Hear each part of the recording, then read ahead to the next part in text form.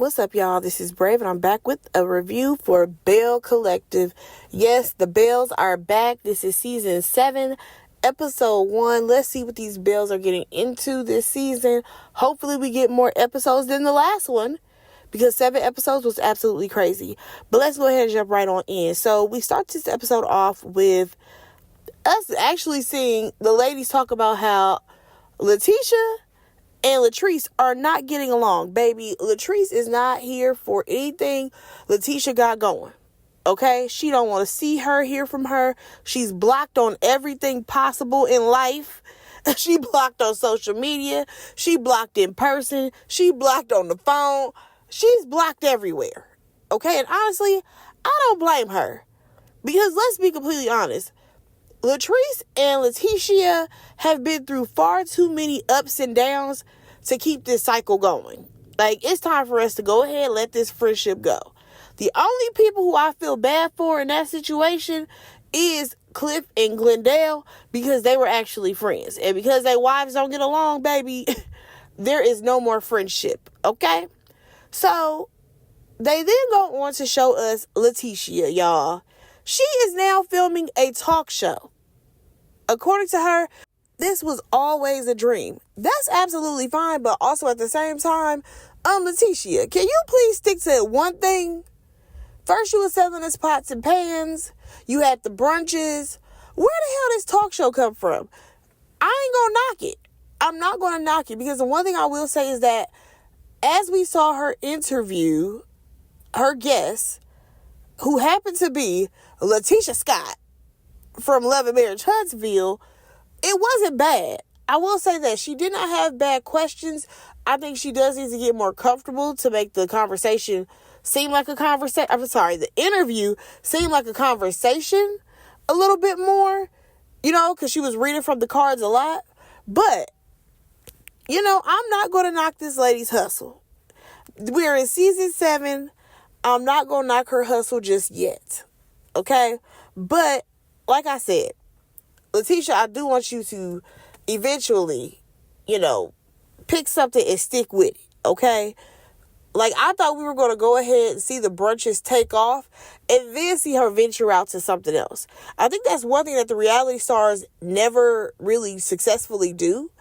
They can never seem to stick to one thing, make that actually successful, and then move on to the next thing. No. They want to drop all the projects within a year span and be like, why I'm not popping? Because you can't ever stick to anything. That's why. You don't let it grow. But nonetheless, they end up chatting afterwards or whatever. And y'all, Letitia and Glenn are still on the outs, okay? They pretended like everything was all good and had a united front at the reunion.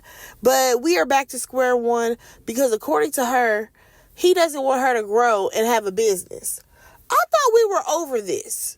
Wasn't this like the conversation that happened 2-3 seasons ago? Why are we back at square one? I'm not understanding. And also, no offense, but Letitia ain't even done nothing to be that successful besides be on the show. Like, yes, the checks are rolling in from this TV show, but the brunches aren't booming. The cookware is not booming. She just trying to start a talk show. What's going on at the Enterprise? I'm confused here. But nonetheless, we're going to go ahead and move on. So, we see Marie. She's having a conversation with her daughter, Zuri. Zuri is basically her assistant a couple of days out the week at the methadone clinic.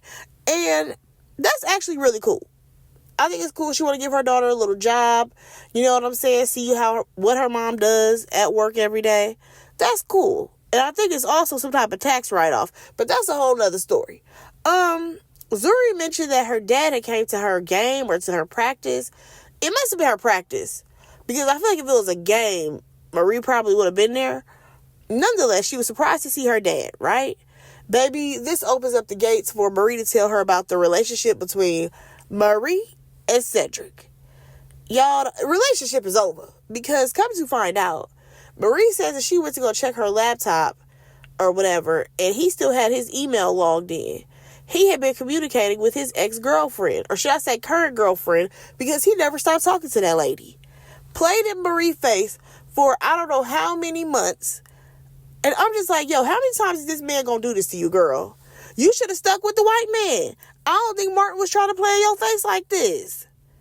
So she ends up telling her daughter, me and your dad, we did try to make a relationship happen. He said he wanted his family back.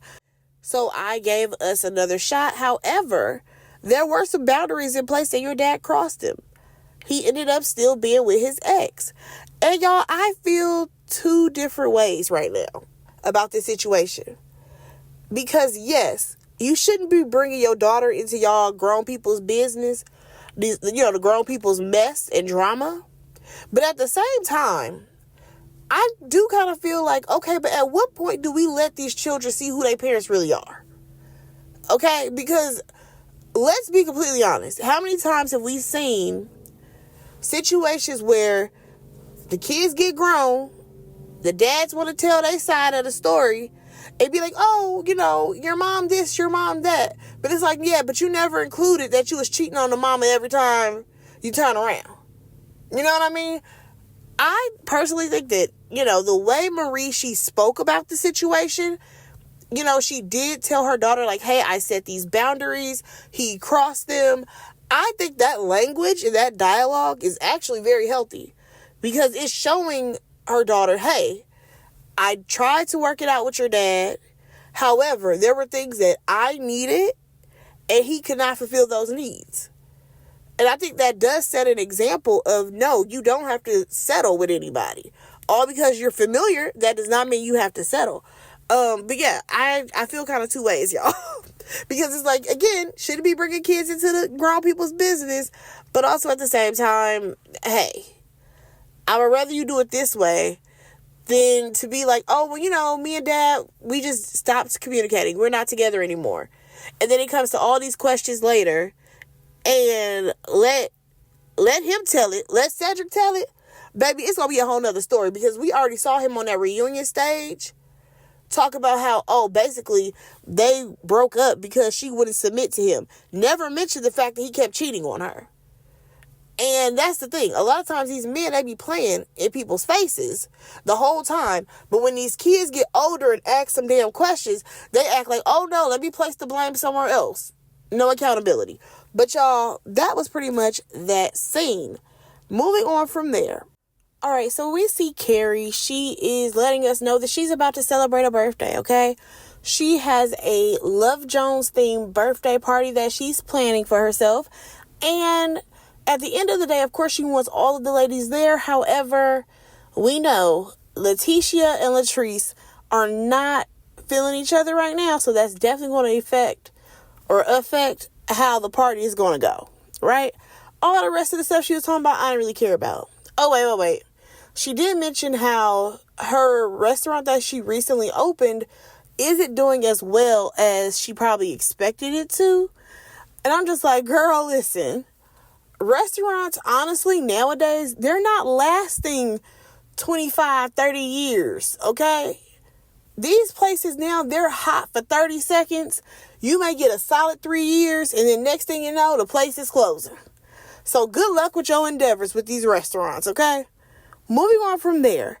Glendale. Y'all, Glendale is going to see T.D. Jakes, a.k.a. Mr. Steve. We are here for counseling. For him and Letitia. I just kind of feel like, how long are we going to be beating this dead horse? Like, is it that y'all are like putting on for the storyline because y'all really are together, or y'all just don't want people in y'all business? I don't know what it is, but the fact that they're really trying to drag this whole thing out, I'm over it already. So Glenn is in there saying how, she Miss Independent. Miss Independent has shown back up. And it's like, dude, so you mean to tell me you're really upset that she is venturing out and doing things outside of being a housewife? But let's call a thing a thing here. We're on season 7. I feel like this show has been on at least for a solid, 4 or 5 years? Because y'all know how the shows go nowadays. It don't be every year that you get a season. Sometimes you get 2 seasons within 1 year. Either way, This woman has been on this show for at least a solid 4 or 5 years. She has not been a housewife since season 1. Sir, get with the program. What are you doing? So then, she's basically saying, like, the more independent that she becomes, he feels like, she doesn't love him as much. And I'm just like, Glenn, this is not about you. This is not about you. Also, at the same time, did he still work for the tugboat company? Because y'all remember that one season where he magically quit his job and she lost all her health benefits? Did he go get that job back, or did he never quit? What happened with that? Child, I guess. Basically, Glenn feels like she cannot do both. She cannot, love him enough and have her own independence, which is absolutely crazy that he wants her to be that dependent on him. And even Mr. Steve, aka TD Jakes, he disagrees with Glenn. According to Glenn, he thinks that, she's basically preparing herself to, stack her money up, stack her bread up. And once she becomes, popping enough, she gonna leave him. And it's just like, sir, it's not her fault that you reached your peak. Like, what do you mean? I understand that you may fear that, she may become bigger than what you got going on. But she's very clearly trying to bring you along every step of the way. Okay? Because if she really would have been done with your ass, we wouldn't have seen you on this show no more. Okay? She would have dropped you when you had that baby on her. Or should I say, almost had a baby on her. Either way, you was cheating on her. Okay? If she was not trying to bring you along, this whole situation of last season, where you was flirting with a whole nother woman on social media and in person, she would have left you then. So I'm not understanding how you think that she just gonna up and leave you. Like, it is just so weird. But also at the same time, it is interesting to watch these women who have dated these men since high school. You know what I mean? They were so in love with them since high school. And now that they are in their 30s, 40s, and above, they're realizing, like, damn, I probably could have leveled up. Okay? This man that I thought I was so in love with, he don't love me how I thought he was supposed to. It's very interesting to watch. But moving on. Latrice and Cliff, y'all. There's one part with their scene that I was cracking up, but I'm gonna get there. They were talking about that pick of the litter. First of all, I feel like both of them was loud and wrong, because Cliff was saying something about the pick of the litter is when you get like 2 of them and then you got to choose the best one. I said, it's not 2 of them. It's just, I'm gonna let you cook. I thought that the pick of the litter means that it was just the best one of the litter, period. Here comes Latrice talking about, oh, I thought pick of the litter literally meant like litter. And he like trash. Y'all, that had me dying laughing. Like, when I tell you I ran that back like 3 times. I was laughing so hard because I'm like, these two, they are a match made in heaven, I see. Because they low-key as slow as each other. Child, they having this meeting at Taste, though. They're having a meeting because she feels like people are not, up to par when it comes to the standard of Taste. Girls are walking around with booty shorts on, not wearing the uniform. I'm like, well, hold on, Latrice. Because why is one of the uniforms that we saw on the screen was low-key giving like a corset, a bustier? I'm like, well, girl, that ain't too far off from the goddamn booty shorts. What are we doing? Also, you got to be a certain size to work here? Or y'all got some big girls wearing the same outfit? Or they just got to wear black long sleeve button down front shirts? You know what I mean? I'm just wondering. And also, she wants the ladies to wear red lipstick. I mean, if that's her requirement, that's her requirement. I'm just like, Latrice, you don't even wear red lipstick. But for you to want the people who work at your restaurant to is interesting. Moving on from there. She ends up talking to Cliff about Carrie's party and how the Pierces are going to be there. And baby, she wants no parts of them. She don't want Cliff to even be around them. She told Cliff he can say hi or bye to Glendale, and that is it. That is a wrap on that friendship.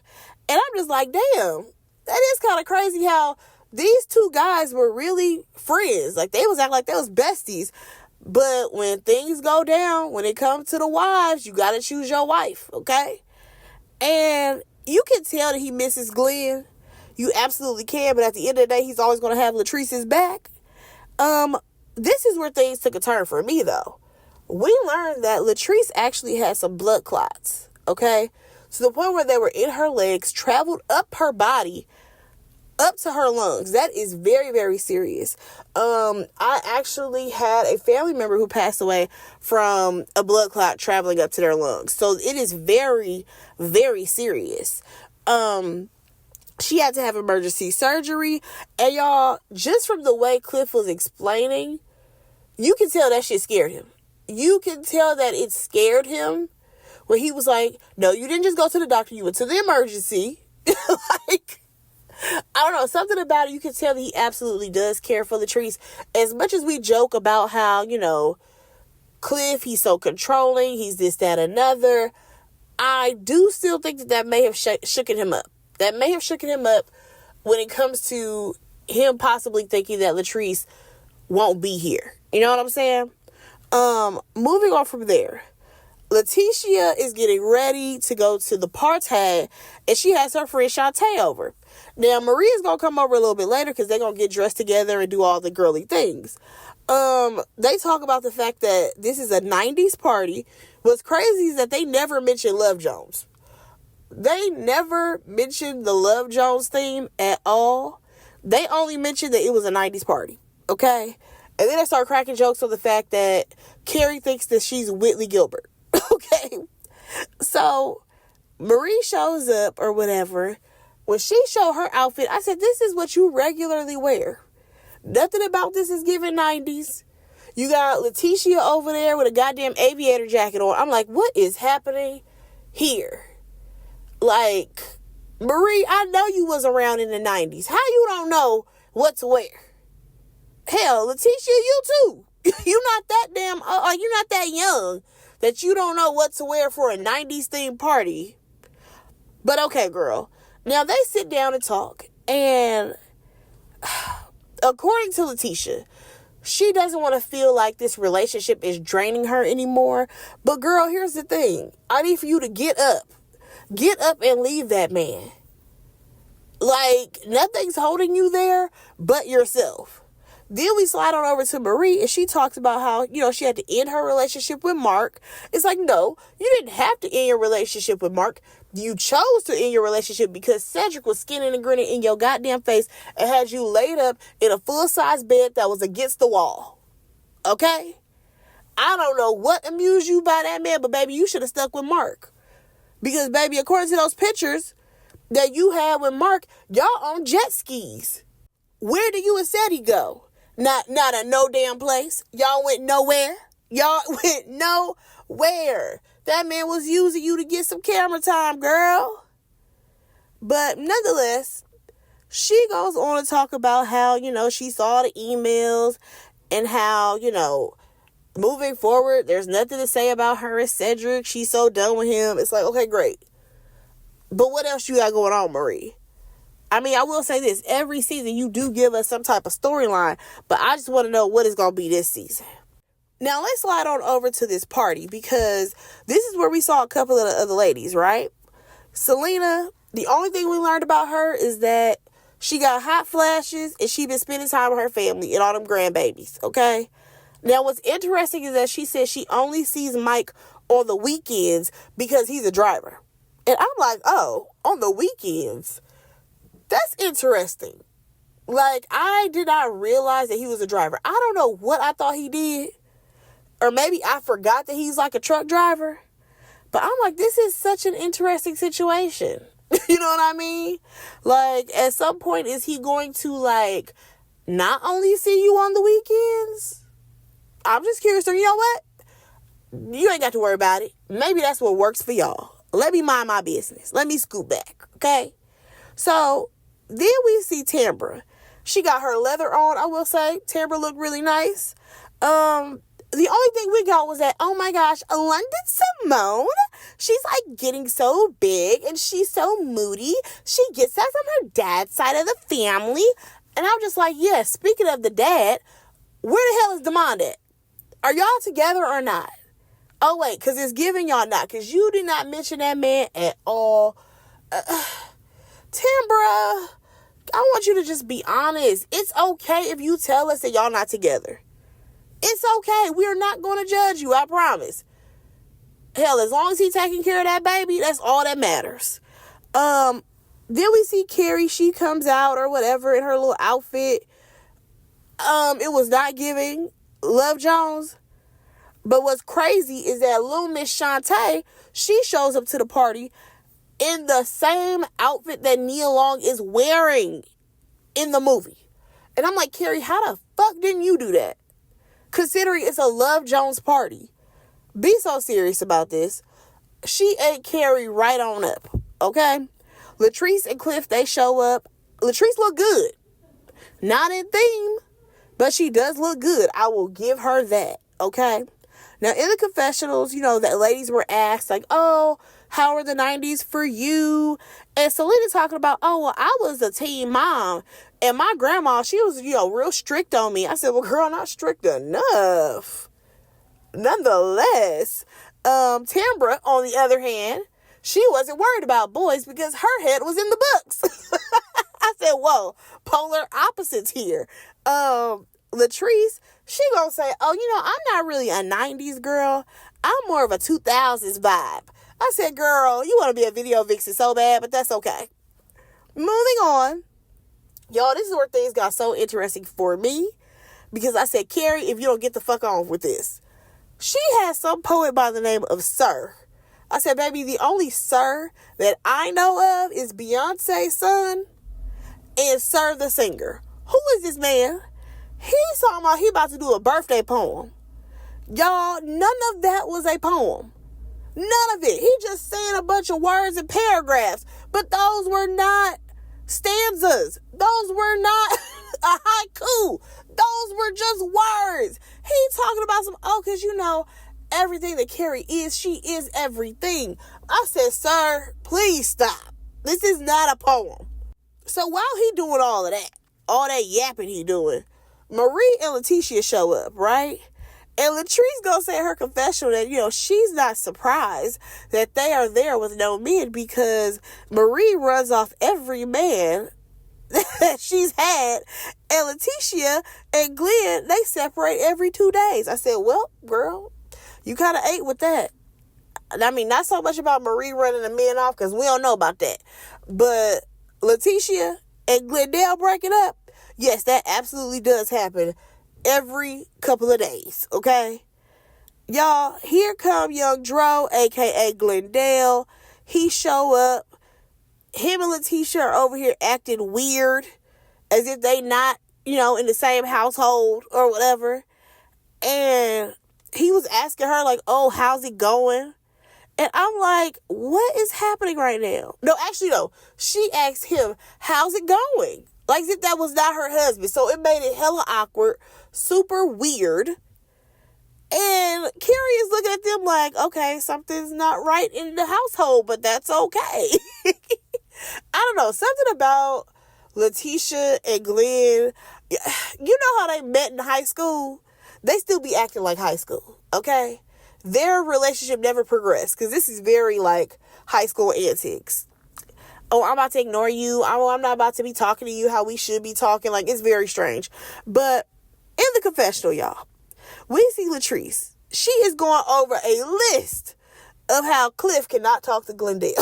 I'm like, girl, let the men say hi. It is okay. It is okay. So, speaking of that, we do see the guys try to have a conversation. Cliff is saying how, I'm basically taking the heat because of our wives not getting along in this situation. And, he says how his wife is really upset with Glenn and all of that. And Glendale is like, well, you should have had everything handled in your household. The fact that Glenn is really trying to put off blame on Cliff is crazy to me. Because I don't think Cliff had anything to do with that at all. I mean, at all. Like, why are you trying to take this out on him? But also, sir, if you weren't doing dirt, you wouldn't have anything for these people to dig up and throw in your face. So please stop. So Latrice, she see them chatting, and baby, she slides her ass on over there. And it's like, let me holla at you. I said, who the fuck is she talking to? Is she talking to Glenn? Because why would you tell your husband, let me holla at you? I'm like, what is going on, Latrice? Baby, she's talking about she ready to go. She is ready to go. So Cliff like, well, my wife leaving, so I gotta go. They head for the door, and Carrie like, where y'all going? Where y'all going? And Cliff is like, well, you know, my wife don't want me talking to Glenn and all of this. But Letitia, she over there, she trying to get information out of Glenn. Like, oh, well, what happened? What happened? I said, oh, now you care about what Glendale got to say? Girl, go somewhere. Nonetheless, the Rogers end up staying, okay? So then we see Carrie, Letitia, Shantae, and Marie. They're talking. And Carrie asks about Cedric. And Marie says that, you know, he's alive and Cedricing. Not Cedricing, girl. So then Carrie gonna ask Marie, like, oh, like if they kind of broke up or something like that. And she's like, you know, I just asked God to surround me with people who genuinely love me. Baby, what an answer. That Marie is something else, okay? And Carrie's like in the confessional, like, oh, it sounds like she's single. Girl, who cares?